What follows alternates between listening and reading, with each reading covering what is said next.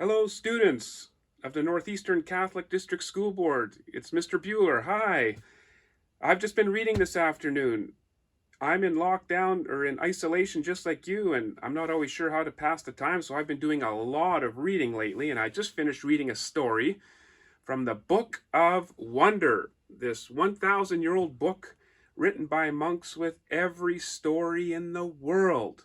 The only stories that aren't in here is my story and your story. We're still writing those stories down, aren't we? So I won't be able to read those, but I just read a great story about the lion and the mouse, and I would like to tell it to you. And I don't need to read it to you because I have some pictures here to help show the story. So I'm just going to put the Book of Wonder away. Oh, it's so heavy. I'm just going to put it in a special safe place above my magical chest here, which has all sorts of beautiful secrets in it. And I don't even think I need my glasses. I'll put them away. And I'm going to share with you this story about the lion and the mouse. And these pictures come from an artist by the name of Jerry Pinkney. All right? It's a beautiful book that Jerry has put together here. And I'm going to show you some of the stories, and I'm also going to share an idea that he has written at the end of the book. So this story, The Lion and the Mouse, takes place, as you can see, in Africa, on the grasslands of Africa. Isn't that beautiful? Look at all these animals. You all know what that is, right? Can you find this kind of animal in Northern Ontario? No. What is this again? I think it says zebra. And the zebra starts with the letter Z. And we have giraffes. What is that? I think it's a big bird like an ostrich. And we have oxen. And there's some lions. And there's some monkeys. And gazelles and lions. And some storks flying in the sky. Beautiful. Most beautiful. So, in this story, we have a lion and a mouse. And here we see a little mouse living away happily in the grasses of the grasslands. The mouse was very, very small. It had to be very, very careful because because it was so small, it was always in danger. And when it was out at night, beneath the light of this big moon, one night suddenly it heard a hoo, hoo, hoo. What could that be? I think the mouse knew to be worried right away, but he wasn't maybe completely sure what was making that hoo, hoo, hoo sound. I wonder if you know. It was an owl. Screech! Screamed the owl as it came looking for the mouse, for something to eat. But the mouse, with his big ears, had heard the alarm, or she had heard the alarm with her big ears, and so she had quickly jumped down a hole and then escaped out the other side of the log, and so she was safe. One day, the little mouse was running through the grasses, and it jumped onto a nice little hill, but the ground suddenly felt a little different. It didn't feel like she was walking on the earth anymore. The grass felt very soft, and it moved ever so slightly. And the mouse wondered, where am I? This grass feels very funny. It's soft, it's not dry and brittle. It doesn't have any seeds in it. What kind of grass am I walking on? Uh-oh. The mouse had been walking around and had accidentally woken up a lion by walking onto the lion's back. And so the lion gave a little growl, just a little grrr. And the lion picked up the mouse and looked at it carefully. Do you think the mouse should be scared right now?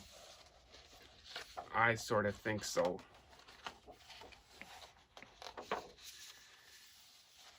The lion looked at this mouse carefully in its big paws and thought, man, this is a small meal.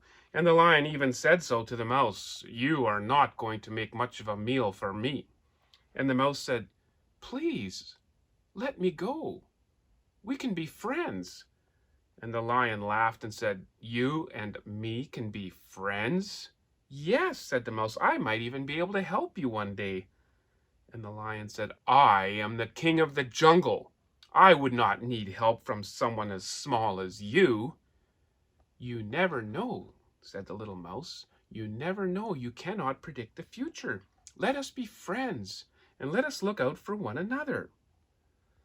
Well, the lion looked at this brave little mouse that was standing there and not shivering, but speaking directly to him. And he decided that maybe this mouse could be a friend and said, "Okay, the other lions might call me a fool, but you and I from now on shall be friends." And he released the mouse and let her go.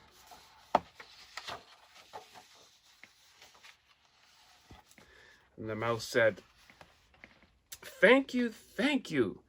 I will not forget this. We shall be friends." And look at that, my friend. What is that there? It's a butterfly. A butterfly is a sign of new life. It's a sign of Easter. It's almost like something magical has just happened here with the mouse and the lion, as though something has been newly born. And that something is a friendship. Friendship has been born. I think that's what the butterfly means. Well, the mama mouse ran back home to her family and shared the story about meeting the lion. And most of her family members and her children hardly even believed that the story was true. And meanwhile, off went the lion, hardly even thought about the mouse anymore. There was many more things to worry about as king of the jungle, and off he went. Now, what the lion and the mouse didn't know was that there were some men who had driven onto the grasslands of Africa in their truck, and they slowly began to set up a net because they were looking for animals that they could trap and sell to the zoo. And so they busily built their net, built their trap. And then they hid their trap beneath some grass so that animals passing by wouldn't even know it was there. Do you see the trap? It's hard to see, isn't it? Well, the lion walked along, and as you can see here, the lion stumbled upon the rope that triggered the trap. The rope had been so well hid, the lion didn't even notice it. And just like that, spring, the lion was caught in the net. "Roar!" screamed the lion. The lion wasn't used to being trapped. The lion was a free animal. But suddenly, he could hardly even wriggle around. The net was so tight around him. He was upset, and worse than that, he was very scared. "Roar!" the lion continued to call out. And just at that moment, his friend, the mouse, was busy on some long, tall stalks of grass, looking for seeds to bring home to her children, when she heard the roar echo beneath the clouds of the sky. Well, the mouse right away recognized, that is my friend. That is my friend who let me go and saved my life. And so the mouse wanted to know if there was something wrong, because the roar sounded like the lion was scared.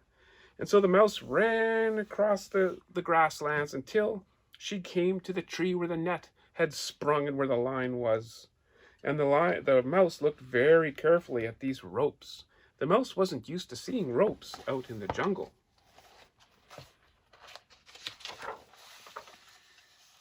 The mouse went and said hello to her friend, the lion. "I see that you have a problem, but I heard you call. I heard your cry, and I am going to help you." The lion was no longer angry. The lion was just sad. And the lion said, "You can't help me, my little friend. I am trapped. I am done for. I don't have a chance. You can't help someone as large as me." And the mouse said, "Oh, yes, I can, because I have sharp little teeth." And the mouse, squeak, squeak, went over to the ropes of the net and began to chew away furiously with her little teeth. Sharp little teeth. And after the mouse had chewed through one rope, she went to the second rope, and she kept on chewing away till the ropes of the net began to break apart.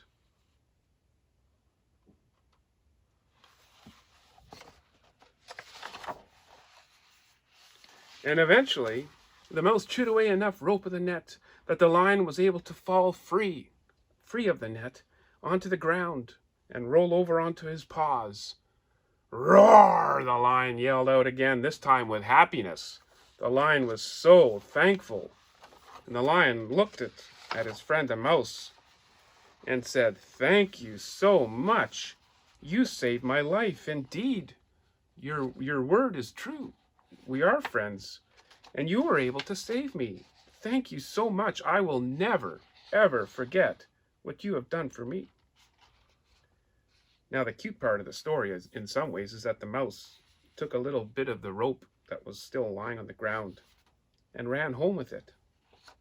Why would that mouse run home with that rope? To let her children play with it, to help tell the story about how she helped her friend the lion. And the children were happy, and the mouse was happy, and the lion was happy. And that's the end of the story. Now, this story is beautiful, and it has a couple of very simple lessons in it that I'd like to share with you, my friends. The first lesson comes from the author himself, Jerry Pinkney. I'm sort of paraphrasing what he wrote at the back of the book, but he reminds us that the mouse and the lion both have big hearts. The mouse is brave. When the lion catches the mouse looks at the lion and stops shivering and says, "Let's be friends." What type of courage does it take to approach someone or to ask someone to be a friend? Yeah, sometimes that takes a lot of courage. Now, the lion is humble, and that's why his heart is big, because the lion is the king of the jungle, and he doesn't need to be a friend with a mouse, does he? He could have eaten the mouse as a snack. But the lion humbled himself.